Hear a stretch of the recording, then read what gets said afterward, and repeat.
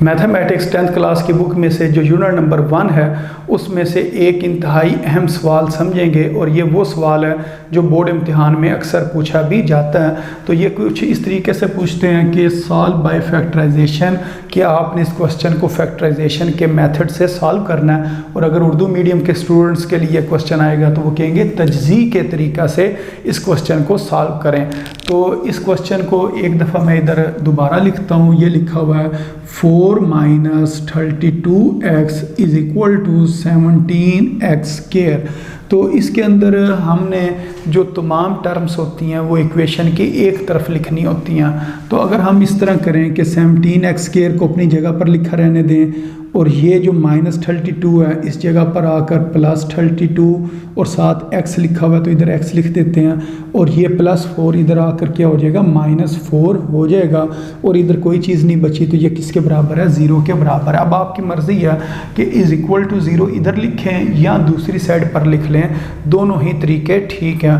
तो अगर हम ये वाली टर्म दूसरी तरफ ले जाते तो फिर वो -1 से मल्टीप्लाई करने के बाद ये वाली फॉर्म इसकी बननी थी। तो हमने इन टर्म्स को, ये जो दो टर्म्स हैं इनको दूसरी तरफ ले गए और इस तरफ इज़ इक्वल टू 0 लिखा, या यूँ लिख लें या इस तरह लिख लें 17x स्क्वायर प्लस 32x -4 ये किसके बराबर है, ये 0 के बराबर है। तो इधर हम यूँ लिख देते हैं ये बराबर है 0 के। अब हमने इसके ऊपर फैक्टराइजेशन वाला मेथड वो इस्तेमाल करते हुए इसको हल करना है। तो इसकी जो फर्स्ट टर्म है और ये जो लास्ट टर्म है इसके साथ हमने ये साइन को भी शामिल किया, यानी कि जो माइनस है इसको भी शामिल किया, इन दोनों को मल्टीप्लाई करना है।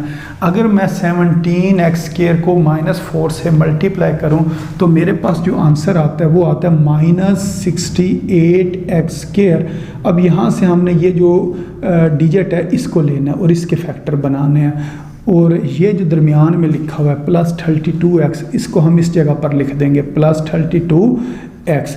अब हमने देखना है कि 68 कौन कौन से टेबल पर आता है। मसलन 1 को अगर 68 से मल्टीप्लाई करें तो ये 68 बनता है। अगर हम 2 को 34 के साथ मल्टीप्लाई करें फिर भी क्या बनता है, 68 बनता है। और हमने अब बनाना क्या है, 32। तो इससे अगर हम बनाएंगे तो या तो बनेगा 69 या बनेगा 67, ये ठीक नहीं है। लेकिन अगर इसको अगर हम देखें ये जो 2 और 34 है यहाँ तो बनेगा 36 या बनेगा 32, तो हमने 32 ही बनाना है, इसका मतलब ये ठीक है। अब ये जो प्लस है इसको हम बड़ी टर्म के साथ लिख देंगे।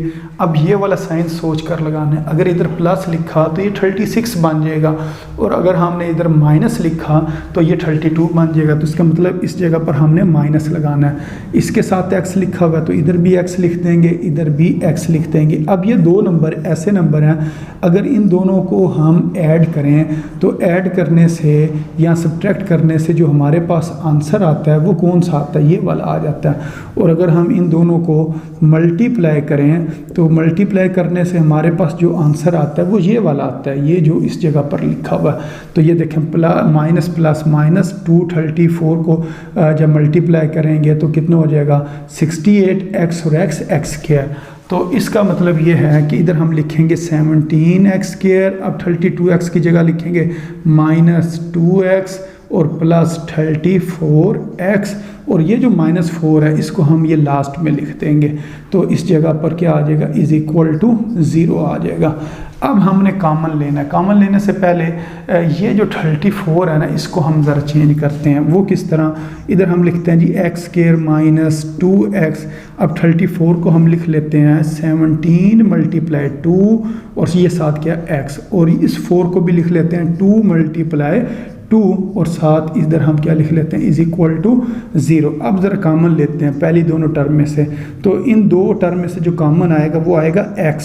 अगर x कॉमन लें तो इधर आ जाएगा 17x - 2 और इन दोनों में से अगर हम कॉमन लें तो यहाँ हमारे पास कॉमन क्या आ सकता है, इधर भी 2 है इधर भी 2 है, तो इधर हम +2 जो है वो कॉमन ले सकते हैं। तो पीछे हमारे पास इधर क्या चीज़ बचेगी, ये 17 और x बचेगा।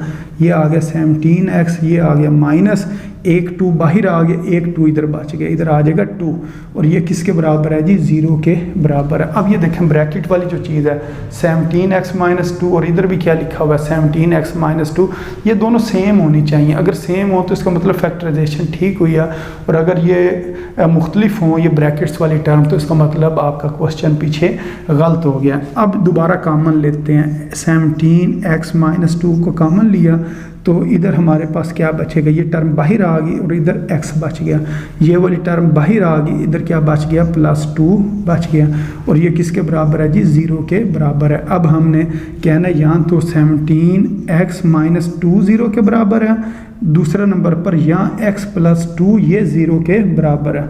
तो इसको अगर यूँ लिखें 17x = 2 और x = 2, ये 17 मल्टीप्लाई हो रहा है, इधर आके डिवाइड हो जाएगा, 2 / 17। इसी तरह ये वाला जो 2 है इस तरफ आकर क्या हो जाएगा, -2।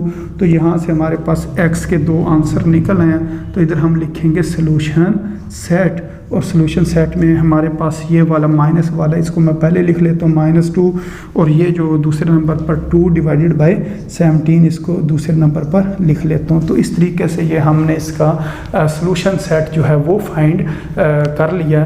तो ये जो मेथड था, इस मेथड को क्या कहते हैं, फैक्टराइजेशन का मेथड या तजज़ी का तरीका कहते हैं। तो उम्मीद है आपको इस क्वेश्चन की समझ आ गई होगी। तो अपनी दुआओं में याद रखें। अस्सलामु अलैकुम व रहमतुल्लाहि व बरकातुहू।